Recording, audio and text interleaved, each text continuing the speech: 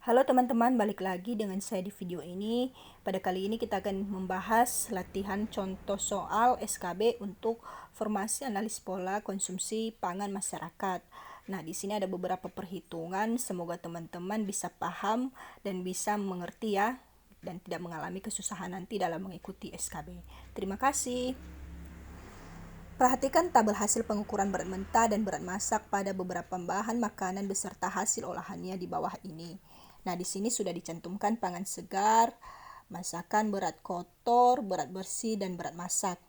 Yang menjadi pertanyaannya adalah, manakah nilai masakan pada tabel di atas yang memiliki faktor konversi paling besar?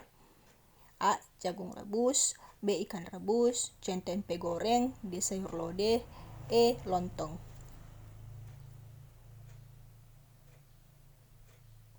Baik, untuk membahasnya, untuk mencari nilai konversi dari yang paling besar tidak memerlukan rumus yang begitu rumit ya teman-teman. Hanya saja kita harus membagikan berat konversi berat masak per berat bersih per berat masak. Nah, di sini kita ketahui jagung mentah berat bersihnya adalah 100 dengan 165. Maka 100 dibagi 165.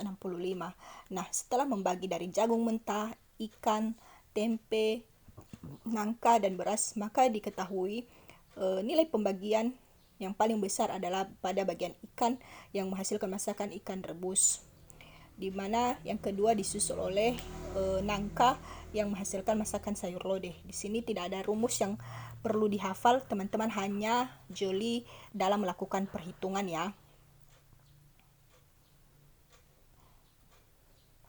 Bagian kedua, seorang pasien dirawat di rumah sakit dengan keluhan gangguan menelan.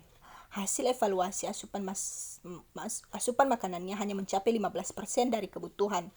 Maka untuk meningkatkan asupan makanan paling tidak mencapai 60% dari kebutuhan, sebaiknya modifikasi diet apa yang perlu dilakukan untuk pasien tersebut? A. Konsistensi, B. Nilai gizi, C. Pemberian, D. Konsistensi dan nilai gizi, E. Konsistensi dan cara pemberian. Nah, teman-teman silakan menjawab dulu.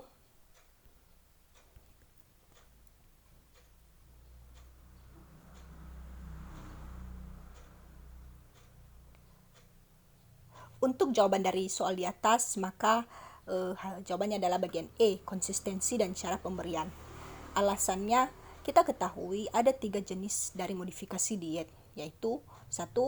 Modifikasi berdasarkan konsistensi seperti makanan biasa, makanan lunak, makanan saring, dan cair.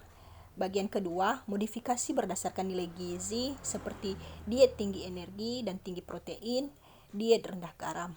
Dan yang terakhir, modifikasi diet berdasarkan pemberian, yaitu makanan oral, enteral, dan parenteral. Lanjut, pada soal ketiga, seorang perempuan umur 30 tahun datang ke puskesmas dengan keluhan mudah lelah hasil anamnesis, jarang melakukan olahraga, senang goreng-gorengan. Hasil pemeriksaan berat badan 73 kg, tinggi badan 154 cm. Nah, kita langsung masuk ke pertanyaannya. Apakah intervensi status gizi pada kasus tersebut? A. Berat badan normal, B. Underweight, C. Overweight, D. Obesitas, dan E. Obesitas 2. Silakan teman-teman jawab dulu.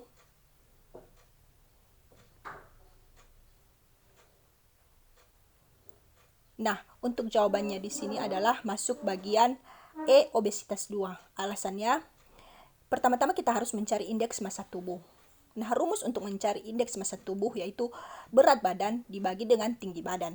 Kita ketahui pada soal berat badan adalah 73 kg dibagi dengan tinggi badan 1,54 meter pangkat 2. Setelah melakukan pembagian, maka didapatkan hasil 30,7.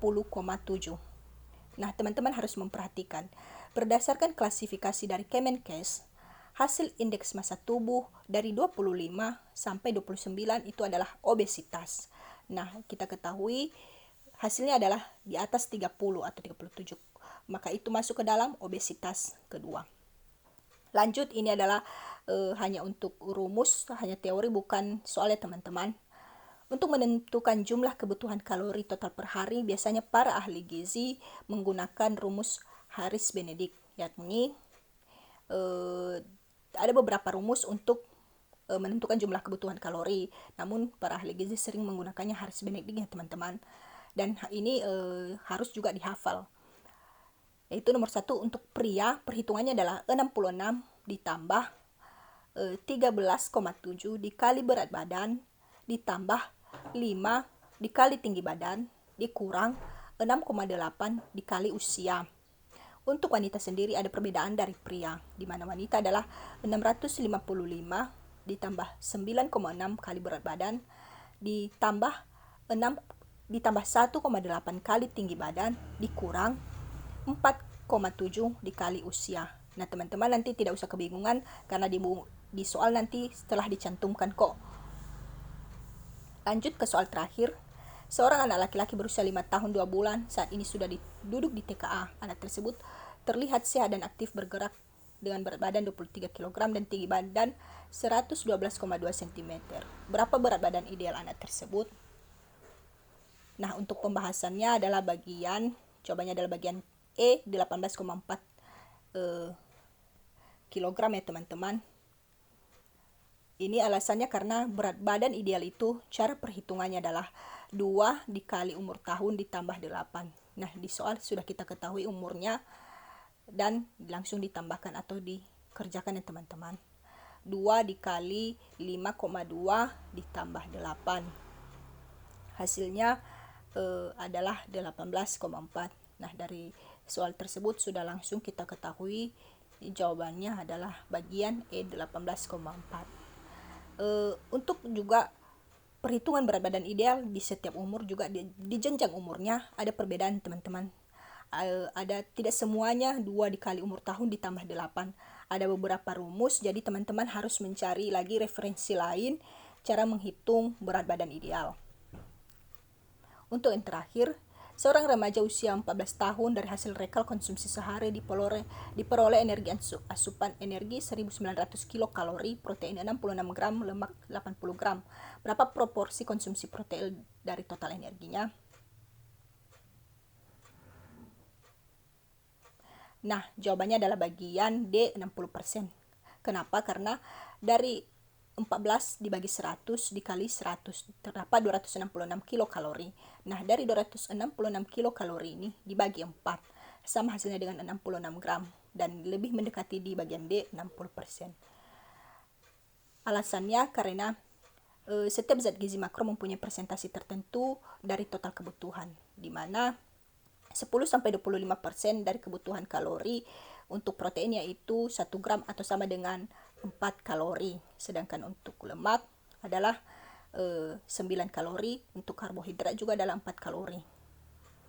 Demikian saja video kita kali ini. Semoga teman-teman bisa memahami dan lebih banyak lagi belajar tentang ilmu gizi, karena analis pola konsumsi pangan ini lebih mendekati ke soal kesehatan. Terima kasih.